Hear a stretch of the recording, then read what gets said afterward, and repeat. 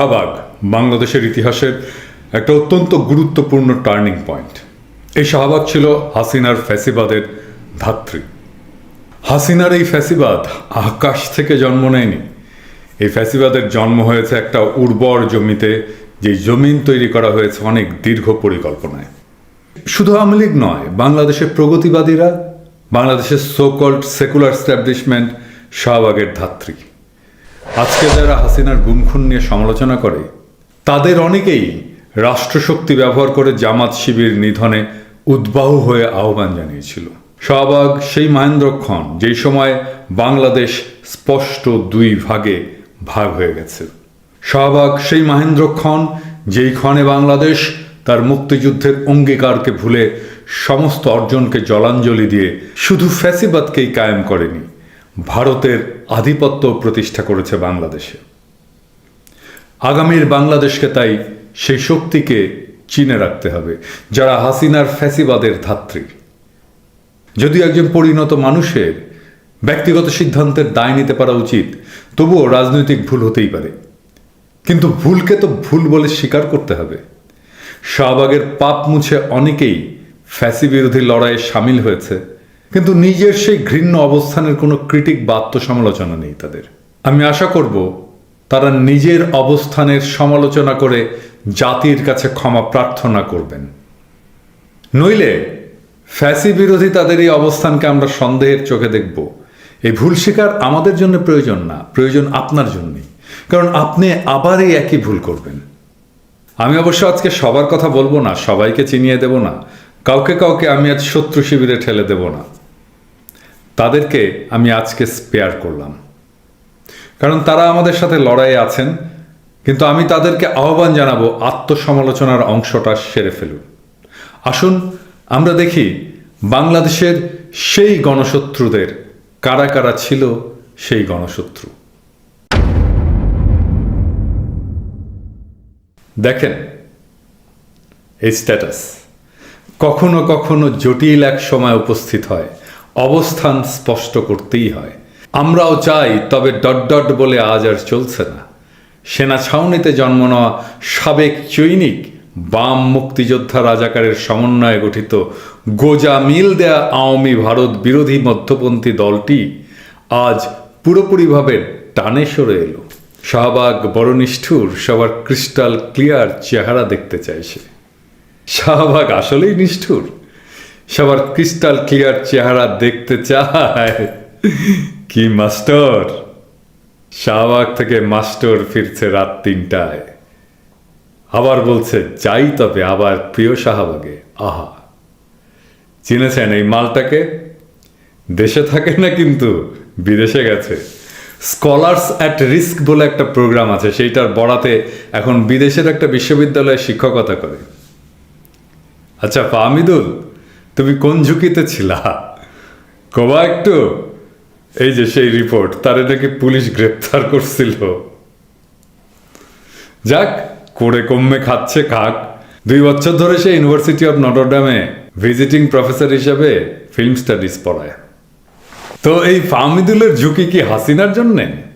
যাই হোক, আসেন আরো দেখি। শাহবাগী ইন্টেলেকচুয়ালদের মোটামুটি কমপ্লিট একটা লিস্ট কোথাও পাওয়া যায় কিনা এটা দেখতেছিলাম। পাইয়াও গেলাম। না, লিস্ট আমি নিজে করি নাই, তারাই হাসিনারে চিঠি লিখছিল একসাথে, যেন ইসলামপন্থীদের সাইজ করা হয়। তারা কইবে যে কই, আমরা তো বলি নাই যে ইসলামপন্থীদের সাইজ করতে বলতেছি। বলা হইতেছে ব্লগারদের ইসলামপন্থীরা খুন করছে। দেখেন, ওরা জানে কিন্তু ইসলামপন্থীরা খুন করছে। ওরা নিজেরাই এখন ওদের অনেকে বলে যে এইটা এজেন্সি করছে। আর বলা হইতেছে পুলিশকে যেন বলা হয় তাদের ধরতে।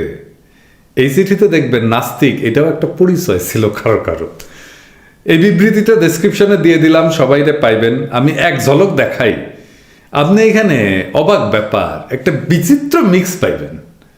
একই সাথে মিষ্টি পাইবেন, ঝাল পাইবেন, টক পাইবেন, নোনতা পাইবেন। এখানে আপনি নিঝুম মজুমদারের পাইবেন, এখানে আপনি তসলিমা নাসরিনেরও পাইবেন, আবার বাংলাদেশ বিদ্বেষী কলকাতার গর্গ চ্যাটার্জিরও পাইবেন, আবার বিপিন রাওয়াতের মৃত্যু নিয়ে আহাজারি করা বিদ্যাভূষণ রাওয়াতের পাইবেন। আপনি নাস্তিক পাইবেন, বাম পাইবেন, আওয়ামী লীগ পাইবেন, খুশি কবিরে পাইবেন, আনু মোহাম্মদের লেসপেন্সার কল্লোল মুস্তফারাও পাইবেন। আর হ্যাঁ, ফাহমিদুল হকরাও পাইবেন। মানে তো ফাহমিদুল এতই উত্তেজিত ছিল যে সে 2বার সিগনেচার করছে আনন্দে। দেখেন 2বার, একবার প্রফেসর হিসাবে আর একবার রাইটার হিসাবে। যাই হোক, নামগুলো দেখেন, শাহবাগের ইন্টেলেকচুয়াল মাথাগুলোর বেশিরভাগই এখানে পাইবেন। কামটা একটা ভালো করছে তারা। আচ্ছা আসেন আমরা এবার মিডিয়ার গণশত্রুরে দেখি। হ্যাঁ দেখেন, এই নিউজে প্রথম আলো নিজেই লিখছে যে জামাত শিবির রাস্তা অবরোধ করে। শাহবাগ তো রাস্তা অবরোধ করে হয়েছিল নাকি? তো রাস্তা অবরোধ করা কি অপরাধ নাকি প্রথম আলো? তো প্রথম আলো কি লিখছে দেখি একটু। হ্যাঁ, এই সময় অবরোধকারীদের ছত্রভঙ্গ করতে গেলে পুলিশের উপর ইট পাটকেল ছড়ে জামাত শিবির। পুলিশও পাল্টা গুলি ছড়ে। এক পর্যায়ে গুলিবিদ্ধ হয়ে সবেদ আলী মারা যান। প্রথম আলোরই রিপোর্ট। দেখলেন তো, গুলিটা করলো কে? পুলিশ তো, তাই না? কার গুলিতে সবেদ আলী মারা যায়? পুলিশের গুলিতে, তাই না? কিন্তু প্রথম আলো শিরোনাম করছে কি দেখেন তো, জামাত শিবিরের সহিংসতার শিকার হয়ে নাকি সবেদ আলী মারা গেল।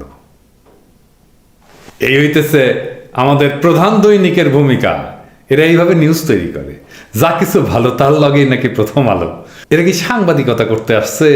প্রথম আলোরে তো আলেকজান্ডারে দিয়ে পিটানো উচিত। মতিউর রহমান কি জাতের সাংবাদিক বুঝছেন তো? মতিউর রহমান কিন্তু 111-এর রূপকার, ভুলে যায় না, আমি বারবার মনে করায় দেব। মতিউর রহমান আর মাহফুজা নামরে 111 ঘটায় বাংলাদেশের কান্দে হাসিনারে চাপায় দেওয়ার জবাব দিতে হবে কিন্তু একদিন। আচ্ছা আসেন এবার দেখি একজন প্রখ্যাত আইনজীবী শাহদিন মালিকের লেখা ছাপছে, আবার প্রথম আলোই আর কি। হ্যাঁ, প্রথম আলো এগুলোরে প্রমোট করে। সে লিখতেছে জামাত শিবির তালেবান হয়ে গেছে। মানে তালেবান তো তখন তার দেশে দখলদারির বিরুদ্ধে লড়তেছে, তাই না? তাদের বিশ্বাস আদর্শ যাই হোক, তারা স্বাধীনতা কামিত, তাই না? তারা তো মুক্তিযোদ্ধা, তাই না? তাদের কেন তালেবান বলতেছে শাহদিন মালিক? কারণ তখন ওয়ার অন টেররের জামানা। জামাত শিবিরকে তালেবান বলে আমেরিকার অনুমোদন চাওয়া হচ্ছে, তাদেরকে যেন নির্মূল করে দেওয়া যায়। এইবার আসেন আমেরিকার খাস লোক সুদানের বদিউল আলমের কথা দেখি। হ্যাঁ, খেয়াল রাখবেন, যখন জামাত শিবির নিধনে নামছে হাসিনা, লেখা হচ্ছে তখন, মানে এপ্রিলের 4 তারিখে। সে বলতেছে বিরাজমান অবস্থা অব্যাহত থাকলে দেশের গণতান্ত্রিক ব্যবস্থা ভেঙ্গা পড়তে পারে, দেশ জঙ্গি রাষ্ট্রে পরিণত হইতে পারে। যুদ্ধাপরাধের বিচার কেন্দ্র করে জামাত শিবির যে তাণ্ডব চালাচ্ছে, পুলিশের উপরে সহিংস আচরণ করছে, এর উদ্দেশ্য যুদ্ধাপরাধের বিচার ভণ্ডুল করা। পুলিশ কিন্তু সহিংস না, বদিউল আলমের মতে পুলিশের উপর সহিংস আচরণ করা হচ্ছে। বলে কি বুড়া, এর কি বুদ্ধিনাশ হয়েছে? মৌলানা সাইদির রায়ের পরে এক রাতে 8 ঘন্টায় 70 জনকে গুলি করে মারছে পুলিশ, 5000 জন গুলিবিদ্ধ হয়েছে। এটা তো গণহত্যা। আর এই বুড়া দেখতেছে পুলিশ সহিংসতার শিকার হয়েছে এবং গণতান্ত্রিক ব্যবস্থা নাকি জামাত শিবিরের জন্য ভেঙ্গা পড়বে। তো এখন কার দোষ দিবে? তো এখন কার দোষে ফ্যাসিবাদ আসলো? বদিউল আলম মজুমদার, জবাব দাও।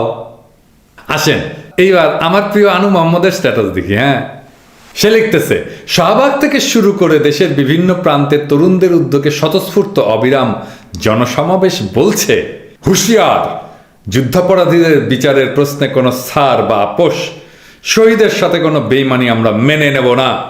আরও জানাচ্ছে যে রাজনীতি খুনি, ধর্ষক, লুটেরা যুদ্ধাপরাধী তৈরি করে, সেই রাজনীতি বাংলাদেশের মানুষ ঘৃণাভরে প্রত্যাখ্যান করেছে।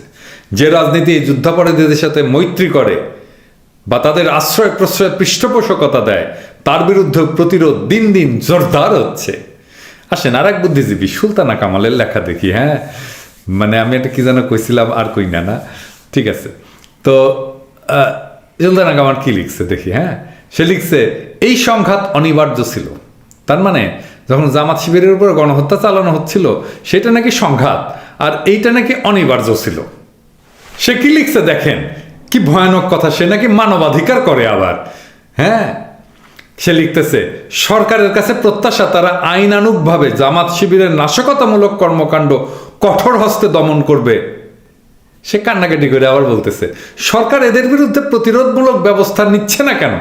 সরকারের এটাও অজানা থাকার কথা না এইসব সহিংস ঘটনার পেছনে কারা উস্কানিদাতা বা সমর্থন যোগায়, তাদের দমন করাও সরকারের সাংবিধানিক দায়িত্ব। কাজেই আমরা আশা করব সরকার এই ক্ষেত্রে তার দায়িত্ব কঠোরভাবে পালন করবে। এই মানবাধিকার করে, চিন্তা করেন। আমি এরে কইছিলাম আর কইলাম না, যাই হোক, তাতে অনেক মাইন্ড করছিল আর কি। যাই হোক, এরে এরে চেঙ্গিস খানরা দিয়ে পেটানো উচিত। আচ্ছা, বদরুদ্দিন ওমর কি লিখছিল?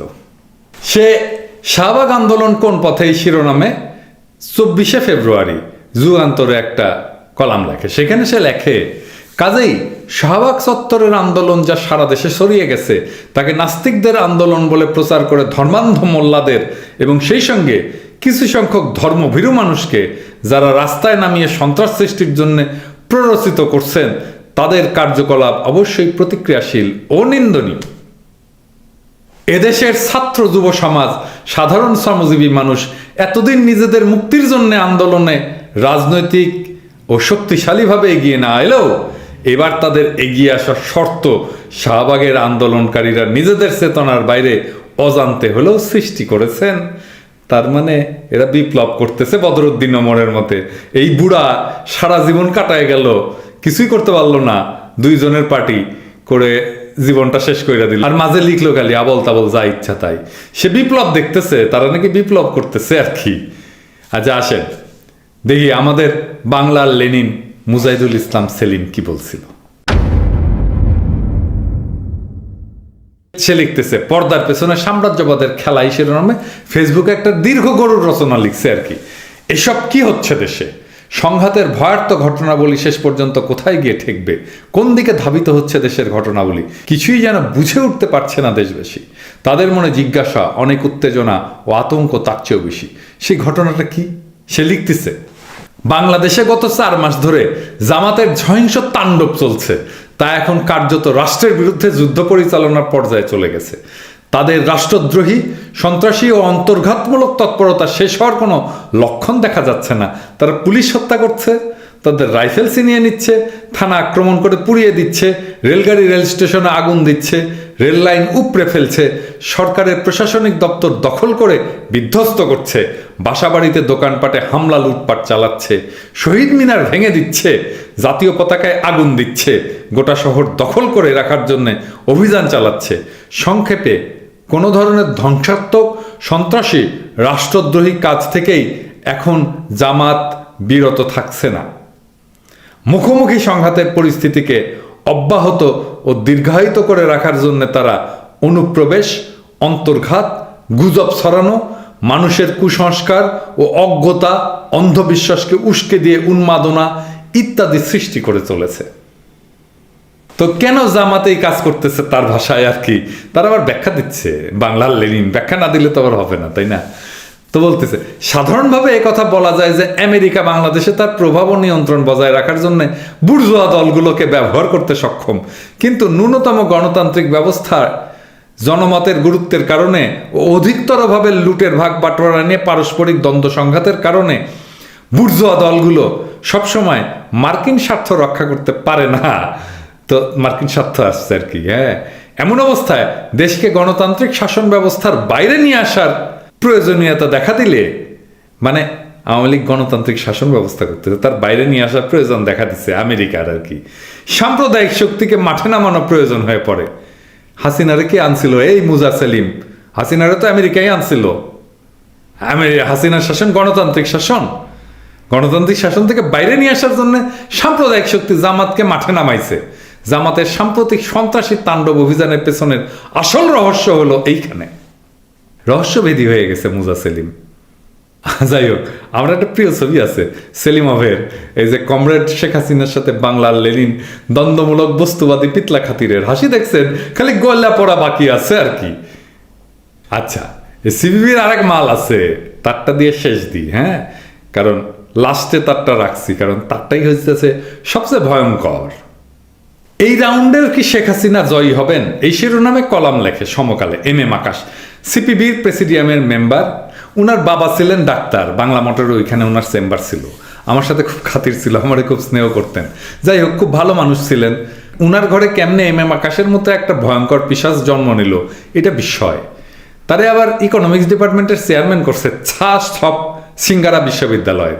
সে লিখল, তবে ঘটনা যাই ঘটুক, প্রগতিশীল মুক্তিযুদ্ধের পক্ষের শক্তির এক্ষেত্রে যা করণীয় সেটা হচ্ছে 1971 সালের পরাজিত প্রতিক্রিয়াশীল সন্ত্রাসী শক্তিকে যদি আওয়ামী লীগ রাষ্ট্রীয় বল প্রয়োগ করেও দুর্বল ও নিঃশেষিত করতে পারে, তাতে বাগড়া না দেওয়া। মানে বুঝছেন? মানে হচ্ছে আওয়ামী লীগকে বলতেছে তুমি রাষ্ট্রীয় বল প্রয়োগ করে জামাতকে নিশ্চিহ্ন করে দাও। কি ভয়ানক কথা! এই লেখা যখন লেখে আকাশ, আমি তখন সিপিবি করি, আকাশ প্রেসিডিয়ামের মেম্বার। তো লেখাটা দেখে আমার শরীর কাঁপে উঠলো। পার্টির ফোরামে আমি আকাশের বহিষ্কার দাবি করলাম, বললাম এটা ফ্যাসিস্ট বয়ান, এটা কোনো কমিউনিস্টের পজিশন হইতে পারে না। আমি প্রস্তাব তুললাম, কেউ আমার প্রস্তাবে সাপোর্ট করলো না। আমি তো শ্রদ্ধা হয়ে গেলাম। আরে খাগোলকে পলিটিক্স করি, এইগুলো তো নির্বোধ, এরা তো পলিটিক্স করে না, ক্লাব করে। যাই হোক, পার্টির নিয়ম অনুযায়ী আমি বললাম এইটা উপরের কমিটিতে পাঠানো হোক। আমি একজন, কিন্তু পার্টির নিয়ম অনুযায়ী এটা উপরের কমিটিতে পাঠাইতে বাধ্য তুমি।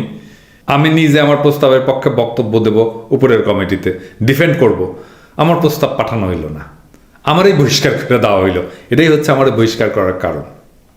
আমারে বহিষ্কার করছে এই জন্যে না, মানে হাসিনার পতন হইলেও সেটা সম্পূর্ণ হবে না যদি না এই সিপিবির পতন না হয়। সিপিবিরে বাঁচায় রাখলে আবার আওয়ামী লীগ উজ্জীবিত হবে। কিভাবে? আরে সব আওয়ামী লীগ তখন সিপিবি করবে, আশ্রয় পাবে সিপিবিতে। মানে 1975-এর পরে তাই হয়েছিল, সব সিপিবি করতো। শেখ মুজিব মারা গেলে আওয়ামী লীগ বা বাকশাল কিন্তু মিছিল বাইর করে নাই, সিপিবি মিছিল বাইর করছিল। মানে ওরা আওয়ামী লীগের চাইতো ডাবল আওয়ামী লীগ, বড় আওয়ামী লীগ। এখন তো তারা মাঠে নাই, তাই না? আওয়ামী লীগের পতন হইলে পরবর্তী সরকার আসুক, দেখবেন ভাইগ্রা খায়া মাঠে নামবে প্রত্যেকটা। যাই হোক, শাহবাগের ধাত্রীদের সবাইরে কিন্তু আজ দেখাই নাই, তবে তাদের বেশিরভাগকেই দেখাইছি। আগামীর বাংলাদেশে যেন এরা কখনো কর্তৃত্ব করতে না পারে, ফ্যাসিবাদের সকল সহযোগীদের প্রশ্নের মুখে রাখবেন। কেন আপনি এই কথা বলছিলেন, ব্যাখ্যা দেন, এই কথাটা বলতে হবে আপনাদেরকে। আমরা জাতি হিসাবে তাড়াতাড়ি সবকিছু ভুলে যাই। এই ভুলে যাওয়ার কারণে আওয়ামী লীগ 1975-এর পরে পুনরুজ্জীবিত হইতে পারছিল। আমরা ভুলেই গেছি শেখ মুজিবের শাসন আমলে কি ভয়ানক দুঃশাসন ছিল, কি দুর্ভিক্ষ হয়েছিল, কি রক্ষী বাহিনীর অত্যাচার হয়েছিল। সেই একই ভুল আর করা যাবে না। তাই সেটা হোক শাহবাগের 10 বছর পূর্তিতেই আজ আমরা দেখে রাখি গণশত্রু কারা ছিল। এদেরকে বর্জন করুন, এদেরকে প্রশ্নের মুখে রাখুন, এবং আগামীর বাংলাদেশে এরা যেন কোনোভাবেই সামাজিক এবং রাজনৈতিক কর্তৃত্ব করতে না পারে।